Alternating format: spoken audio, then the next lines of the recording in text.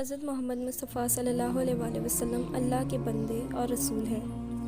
آپ نے اللہ کا پیغام لوگوں تک دیانتداری سے پہنچایا۔ آپ نے لوگوں کو جن احکامات پر چلنے کا حکم دیا وہ اپنی طرف سے نہیں بلکہ اللہ تعالیٰ کے حکم کے مطابق تھے۔ آپ نے اللہ تعالیٰ کی اطاعت اور قرآن کی تعلیمات پر عمل کرنے کا پیغام پہنچایا۔ لیکن کیا صرف پیغام پہنچا دینا کافی تھا؟ کیا لوگ صرف آپ کی بات سن کر آپ پر ایمان لے آتے تھے؟ نہیں، بلکہ انسانوں کی ایک بڑی جماعت نے آپ کو فالو کرنا اس لیے شروع کیا کیونکہ آپ صرف باتوں کی حد تک اللہ کا پیغام نہیں پہنچاتے تھے بلکہ آپ کے عمل میں اللہ کے احکام کی تعمیل نظر آتی۔ لوگ آپ کی سچائی، صداقت، ایمانداری اور سب سے بڑھ کر آپ کے اخلاق سے متاثر ہوئے۔ آپ اخلاق کے اعلیٰ درجے پر فائز تھے۔ آپ نرم مزاج، درگزر کرنے والے، محبت، عزت و احترام کرنے والے تھے۔ آپ کے بہترین اخلاق کے سینکڑوں قصے موجود ہیں جن میں ایک مشہور واقعہ ہے کہ آپ کے دور میں ایک بوڑھی عورت تھی۔ جب آپ صلی اللہ علیہ وآلہ وسلم اس کے گھر کے پاس سے گزرتے تو وہ آپ صلی اللہ علیہ وآلہ وسلم پر کچرا پھینکا کرتی تھی۔ وہ روز آپ پر کچرا پھینکتی جب آپ گلی سے گزرتے، لیکن آپ کچھ کہے بغیر چلے جاتے۔ ایک روز جب آپ اس کے گھر کے پاس سے گزرے تو اس نے آپ پر کچرا نہ پھینکا۔ آپ نے لوگوں سے اس بوڑھی عورت کے بارے میں پوچھا تو پتہ چلا کہ وہ بیمار ہے۔ آپ صلی اللہ علیہ وآلہ وسلم اس کی عیادت کے لیے اس کے گھر گئے۔ جب اس نے آپ صلی اللہ علیہ وآلہ وسلم کو دیکھا تو وہ ڈر گئی۔ اس نے سوچا کہ یہ تو وہی ہے جن پر میں کچرا پھینکا کرتی تھی، اب یہ ضرور اپنا بدلہ لینے آئے ہوں گے۔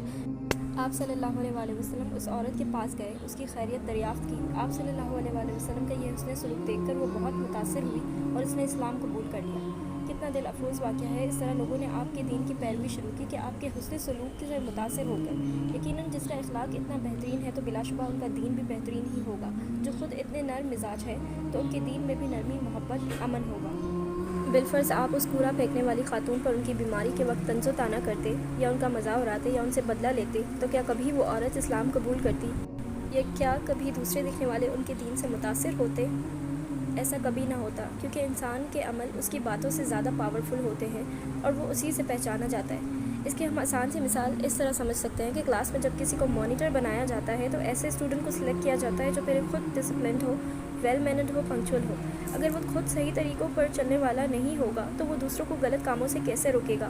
یا دوسرے اس کی باتوں کو کیوں کر مانیں گے؟ سب یہی سوچیں گے کہ جن باتوں کو ہمیں فالو کرنے کا حکم دیا جا رہا ہے اس پر وہ پہلے خود تو عمل کرے۔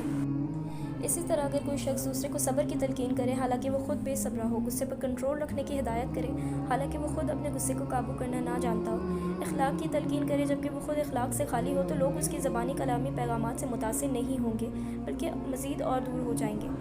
جب دین والے محبت، عزت و احترام سے، اپنے اخلاق سے لوگوں کو متاثر کریں گے تو لوگ دین کی طرف رجوع کریں گے اور ایسے دین سے متاثر ہوں گے۔ دوسروں کو ہر وقت درس دیتے رہنے سے لوگ آپ کی بات نہیں مانیں گے۔ دوسروں کو ہر وقت درس دینے کی کوشش میں نہ رہا کریں۔ پہلے محبت کے رابطے بنانے ہوتے ہیں، اس پر محنت کرنی ہوتی ہے۔ لوگوں کو اپنی محبت اور عزت کے ساتھ انوالو کریں، پھر جب اس کو کوئی حکم دیں گے تو وہ دل و جان سے مانے گا۔ صحابہ کرام کو یہی محبت آپ صلی اللہ علیہ وآلہ وسلم سے ملی تھی۔ اتنے نرم مزاج تھے کہ دوسروں کی کیفیت کو اپنے دل پر محسوس کیا کرتے تھے، تبھی صحابہ کرام رسول اللہ کے حکم پر اطاعت نہیں بلکہ اتباع کیا کرتے تھے۔ غرض کے بہترین اخلاق، نرم مزاجی، عزت، احترام، محبت، انسانی ہمدردی ہی صحیح تبلیغ کے ذرائع ہیں۔ جو ان بنیادی اخلاقی اقدار سے محروم ہوگا، لوگ ان کے دین سے کبھی متاثر نہیں ہو سکتے۔ جس طرح ڈاکٹر اسرار نے اپنے ایک لیکچر کے دوران کہا تھا کہ کسی کو دکھ میں دیکھو اور تم اس پوزیشن میں ہو کہ اس کا مداوع کر سکتے ہو اور نہ کرو تو تم عابد ہو سکتے ہو، زاہد ہو سکتے ہو لیکن نیک نہیں ہو سکتے۔ ایک چرواہے سے کسی نے پوچھا، یہ بھیڑ بکریاں بغیر رسی کے تمہارے نقشِ قدم پر کیسے چلتی ہیں؟ وہ بولا، محبت کی رسی ڈالی ہے۔ اسلام امن، سلامتی، خیر خواہی کا مذہب ہے اور یہی بات ہمارے پیارے نبی نے اپنے عمل سے ثابت کر کے دکھائی اور اسی عمل سے متاثر ہو کر لوگ ٹوک درجوک اسلام میں داخل ہوئے اور سینکڑوں لوگ آپ کے اعلیٰ اخلاق، سچائی، دیانتداری سے آپ کے فالوورز بنے۔ اگر آپ طنز و طعنہ کرنے والے، لوگوں کو حقارت کی نظر سے دیکھنے والے، بد اخلاقی، بد زبانی کرنے والے اور نفرت کرنے والے ہوتے تو کبھی آپ کی فالوئنگ اتنی نہ ہوتی، کبھی لوگ آپ کی رسالت پر یقین نہ کرتے، لیکن اخلاقی لحاظ سے آپ کا کوئی ثانی نہیں۔